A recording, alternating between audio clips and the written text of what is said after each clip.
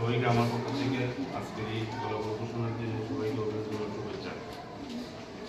তোমরা যারা পরীক্ষায় অংশগ্রহণ করছো নির্বাচনী পরীক্ষায় তাদেরকে আমাদের পক্ষ থেকে ধন্যবাদ। ফলাফল রেডি করছে স্যাররা, আমাদের পরীক্ষা কমিটি ছিল, পরীক্ষা কমিটি এবং স্যাররা মিলে রেজাল্ট তৈরি করে আমার কাছে গেছে। আমি রেজাল্ট দেখছি, দেখে যাচাই বাছাই করে আমরা নির্বাচনী পরীক্ষায় যাদেরকে আমরা নির্বাচিত করেছি, যদি এই 3 মাস সময় যদি ঠিক যারা কৃতকার্য হয়েছে যদি কাজে লাগাইতে পারো, আমরা বিশ্বাস তোমরা পাবো রেজাল্ট করবা।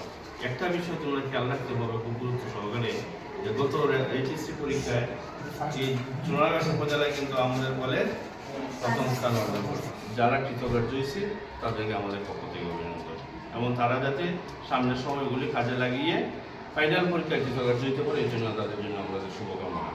এবং আমি সময় আর ব্যয় না করে তোমাদের রেজাল্ট ঘোষণা করছি।